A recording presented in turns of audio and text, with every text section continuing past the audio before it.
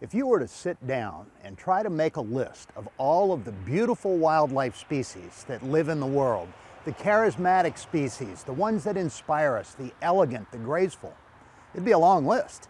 But there's almost certainly one animal that would not be on that list, and that is the lowly opossum. The Virginia opossum, its formal name, or sometimes just the possum, is the only marsupial we have in the United States. And while it may not be beautiful and charismatic, and there aren't any sports teams named after it, it's one of the most successful mammals we have.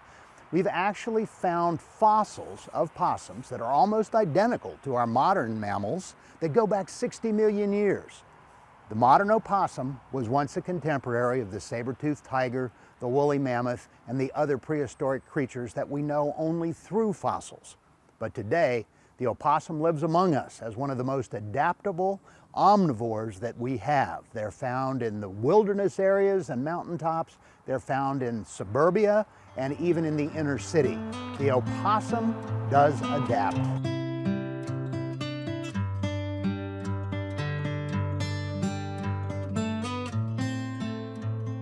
One of the reasons that the opossum has been so successful in so diverse an array of environments are the special adaptations it has with which it goes through its daily routine.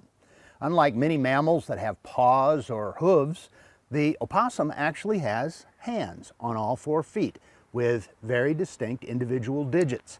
Its back feet, as a matter of fact, have an opposable thumb, which give it great dexterity when manipulating things or when climbing trees. In addition to those very, very sensitive hands that they have on all 4 feet, the opossum has another advantage. It has a prehensile tail.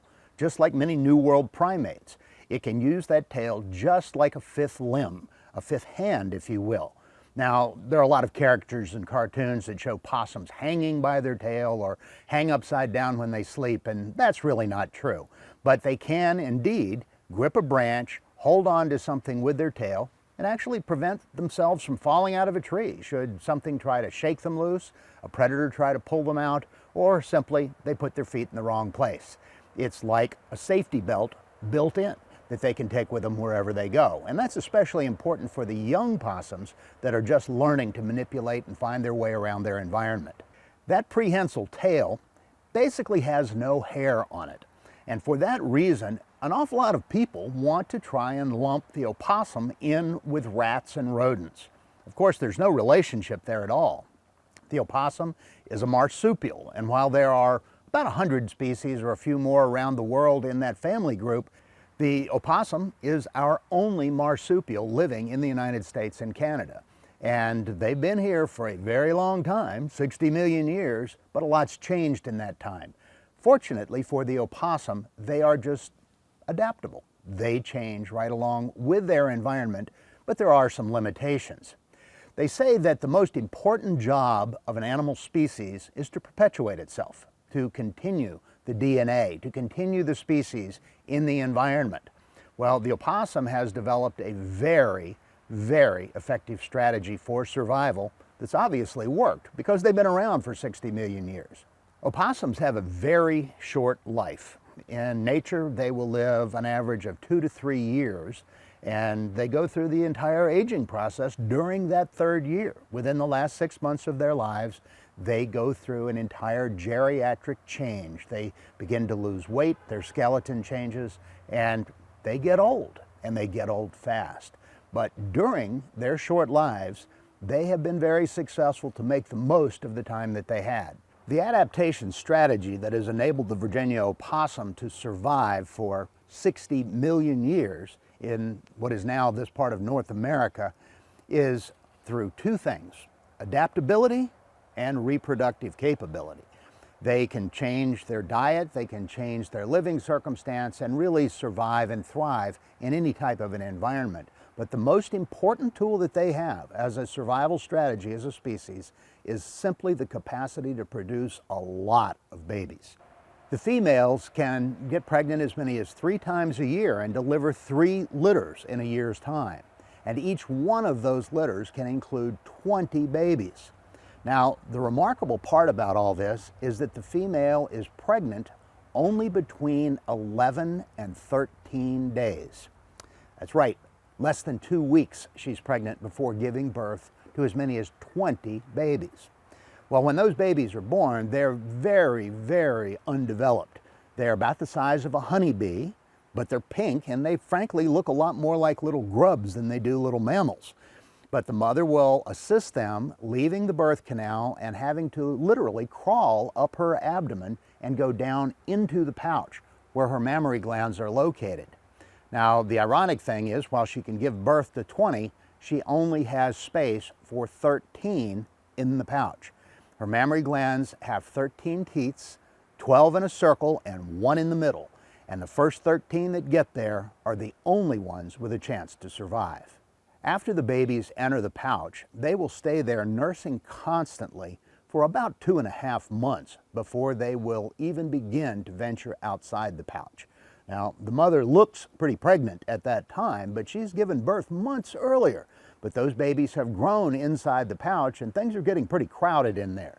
So when they reach about 2.5 to 3 months of age, they'll spend part of the day outside the pouch, part of the day inside the pouch continuing to nurse intermittently. But by the time they're about 3 months old, the baby possums, called joeys, are completely weaned, and then life on the outside begins.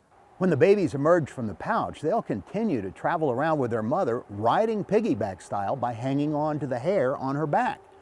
There can be as many as a dozen of them back there, and by the time they're 4 months old, that's quite a load for mom to carry around. From time to time, some of them fall off, and she may not even notice. She may not even care. But as these babies fall off, they are at an age where they are able to care for themselves. And even though the survival rate of first-year opossums is quite low, probably below 50%, the fact that she's depositing babies along her way as she travels throughout her territory and throughout the habitat maximizes the chance that some of them will survive. And if you think about the math, 3 litters a year of up to 13 babies per litter that could survive, and even in a 2-year lifespan, that's a lot of babies for one female to produce. And that is one of the ways that the opossum survives. Wildlife Center of Virginia, this is Caroline. How can I help you? I just was walking in my neighborhood and found a dead possum, but it has babies hanging off of it. Are the young hanging out of the pouch on the belly, or are they crawling all over the mother? They are hanging out of its belly. And what city or county are you located in? I'm in Augusta County. Okay. The baby possums will not be able to survive without its mom at this stage. They need rehabilitative care to have a chance at survival. We need to remove those young from her as soon as possible. Are you comfortable placing the entire deceased adult with all of the babies still attached into a box to bring to the center? Yes, I can do that. Great, thanks. Be sure to also look around the area to make sure there's no extra babies that have been scattered around the mom. A single possum may have as many as 13 young. Will you be able to get here soon? Yes, I have to get the box and look around for the babies, then I'll be on my way. Great, see you soon. Bye-bye. One of the most common patients we see here at the Wildlife Center of Virginia is the opossum, and we admit about 300 baby possums a year, also known as joeys. So our front desk receives multiple calls about possums and about baby animals in general. And most baby animals that people find that are healthy can just be left alone. However, since a possum's home is on its mother, if it's under 8 inches in length, then it usually does need help. When baby possums are born, they go into their mother's pouch where they latch on, and they remain there for 2 months. They remain latched that entire time and developing in her pouch before they move on to hang on to her back.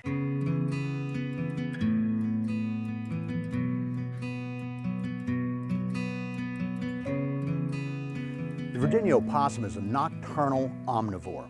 They can eat just about anything, and that has helped them survive the last 60 million years. Their skull is larger and sort of oblong, and it doesn't really fit the same proportion that many other mammals have, but it gives them a very long jawbone, and in that jaw they are packing 50 needle-sharp teeth, and it gives them a variety of teeth with which to consume a variety of foods. They'll eat vegetable material, They'll eat insects, eggs, small animals and small birds if they can catch them. If they're around your house, they'll make short order of any pet food that you leave outside, and they see the garbage can as a buffet line. But one of the things we need to keep in mind about them is, being omnivores, they are largely scavengers, and they're drawn to the smell of something they can eat. And that, unfortunately, is their undoing, because the opossum faces horrible risk at the side of the highway. Now, picture yourself driving down the highway, eating an apple. You finish the apple. What are you going to do with the apple core? Well, all too many people don't think about that beyond opening the window, throwing the apple core out onto the shoulder of the road and thinking some animal will come along and finish it. Well, the opossum is often that animal, and they are drawn to the side of the road by human litter and the proliferation of human food waste that careless, thoughtless, irresponsible drivers throw out of their cars every single day. And it takes a terrible toll on the opossum population. Wildlife Center of Virginia, this is Caroline. How can I help you? I have a baby possum that I found in the window well of my house. It's really small, and I don't think it could have climbed out. Can you give me an estimate on how big that animal is? Would you say it's larger than a dollar bill? No, it's definitely smaller than that. Okay, so an opossum that small is not old enough to survive without its mother's care, and unfortunately it will need to come in for rehabilitative care. Will its mom come back for it? It's possible to re-nest or reunite many species. Unfortunately, since possums are marsupials, they don't have a nest. A baby can only be reunited with its mom if it's still around. Virginia possums are not very aware if one of their young gets separated from them. I live close to the Wildlife Center of Virginia. Can I bring it to you? Yes, we're here until 5 p.m. Are you heading this way now? Yes, I'll be there soon. Great, see you soon. Bye-bye. When baby possums are born, the joeys crawl into their mother's pouch, where they latch on and remain latched on for about 2 months. During this time, they feed 24 hours a day. The milk is just supplied constantly into their mouths. They don't suckle like other mammals.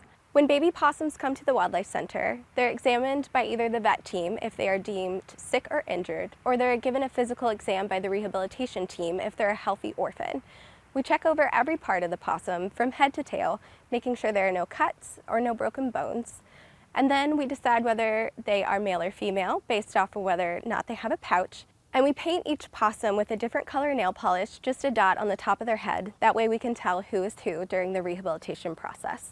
For feeding baby possums, they have specialized anatomy. As I said, they don't suckle on their mothers like other mammals do, so they're better fit to be tube fed. So we measure each possum the length from their mouth to their stomachs, and we insert a feeding tube, feeding them directly into their stomachs. We feed them a specialized formula. It's developed specifically for opossums. They have a higher calcium requirement than other mammals, and if they don't receive that calcium, they can have developmental issues.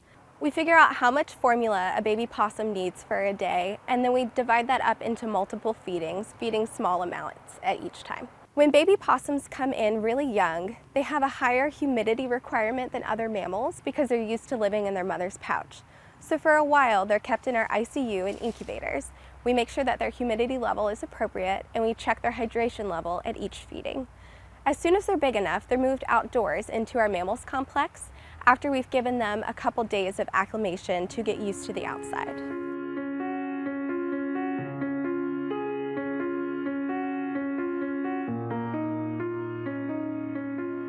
Over the last 60 million years, the opossum has developed some extremely effective defense strategies. Now, originally, and for the last 60 million years, they were primarily defending themselves against predators. But today, the defense strategies that were developed through millennia of evolution are not really serving the possums all that well when they enter the highway.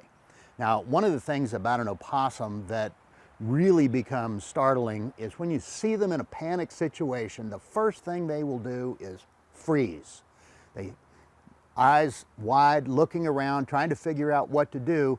And believe me, you can't always count on them to do the logical thing. Many times if a car is approaching on the highway, they'll stop right in the pavement, even though they have plenty of time to cross the road or to go back. I have seen opossums, when being approached by a speeding car, turn and run straight at the headlights because blinded by the light, they become disoriented and confused. Those aren't real good survival strategies in the highway. Now, one of the other things about the opossum that is really fascinating is when they feel stressed, they faint.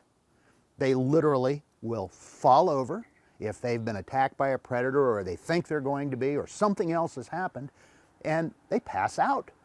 Their mouths will open, their tongue will hang out. They give a horrible smell from their anal glands, and for all the world, they look like they're dead. Now, for many predators that don't eat dead things, they go on and find something else to eat, leaving the opossum alone. And if all goes well, after a few minutes, he'll wake up, pop up, and go on about his business. But unfortunately, that strategy doesn't work well in the highway either.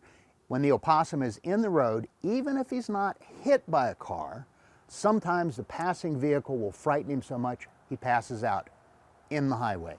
And that certainly increases the chances that another car following along will run over the animal, or he'll be injured or killed. So for me, when I find an opossum in the road, I always try to stop and check it, if it's safe to do so. And of course, human safety always comes first, but if the opossum is lying there in the road with no obvious sign of injury, he may be a healthy opossum, simply freaked out and passed out. And if you can safely move him to the shoulder of the road with no obvious injuries, he may get up and go on about his way and live out the rest of his life. Even those that are injured will sometimes pass out, even in the face of their injury, so they can be more easily moved and transported, or a rehabilitator or a wildlife expert can be called to come and assist. But those defense strategies don't serve the opossum well. It's up to us to reduce the risk of the highway. So the most common causes of injuries for adult possums that we see at the Wildlife Center are those that were hit by a car or attacked by a dog. And most of the time, those types of traumatic events result in things like broken bones, fractured skulls, fractured ribs, and then injuries to the skin and the soft tissue. At the Wildlife Center of Virginia, we see over 150 different wildlife species per year. Opossums can provide some unique medical challenges because of their unique physiology and metabolism. They're marsupials, and they have a relatively short lifespan when compared to other mammals, in addition to having a lower body temperature when compared to other mammals. That lower body temperature means that they sometimes metabolize the medications that we give them a lot slower than our other patients. And speaking of a low body temperature, there's a myth that opossums cannot have rabies. This is false. Any mammal can contract and spread rabies. It's just that opossums tend to not have as many receptors for the rabies virus as some of the more commonly considered species, such as bats and raccoons. Sadly, sometimes we see possums that have been injured intentionally by humans. We've admitted possums that have been shot with BB guns or shotguns, and then sometimes other types of injuries as well. In another sense, we've admitted several possums that were found as babies by well-intentioned humans, but kept as pets instead of allowed to live a life in the wild. These possums become imprinted on their human caretakers and then become habituated to a life in captivity. Of course, those baby possums grow up to be adults, and people realize they don't want them anymore, and therefore they end up at centers like ours. Unfortunately, public perception of opossums is not always one out of love and understanding. Some people view possums as a threat to their livestock and their pets, but really, possums are excellent guests to have around your property. It's important to learn how to coexist with our wildlife. It's their home too.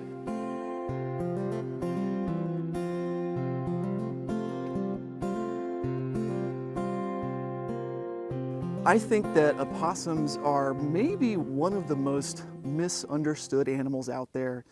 I think that because of that, what people don't understand, they sometimes might be afraid of or think that opossums are gross or dirty. When opossums themselves feel scared or threatened, one of their first mechanisms of defense is to look and act really tough and really scary and look really aggressive. They'll do that by opening their mouths wide enough to bear all 50 of their teeth. They'll hiss, they will growl, but truthfully, it's mostly for show. Opossums aren't great fighters, but they're so good at acting tough and scary that sometimes that can result in negative interactions or negative perceptions between humans and opossums. Like all of the animal ambassadors at the Wildlife Center, the education of possums are really important in that they symbolically are more than just one single opossum. They represent their stories and their backgrounds, and the reasons why they're non-releasable represent all opossums, and they help us to educate the world. So during our education programs that feature opossums, we will speak about things, for example, like their physical adaptations. Opossums are really unique animals, and they have some fascinating ways of interacting with the world around them. It is one thing to speak about an opossum's toes, the fact that they have opposable thumbs and opposable toes. It's one thing to speak about the fact that they have 50 teeth. It's one thing to just speak about the fact that they have prehensile tails. But the way that our opossums help us is by bringing those ideas to life. Again, just to speak about something is certainly a way of educating, but to have a real life example of what we're talking about. For instance, if I speak about an opossum's prehensile tail, to turn around and point to and speak about that long, hairless, grasping tail is a method of education that really helps us to elevate the effectiveness of translating these ideas to audience members. I definitely think that these education opossums help people to not only appreciate opossums more, but understand them more.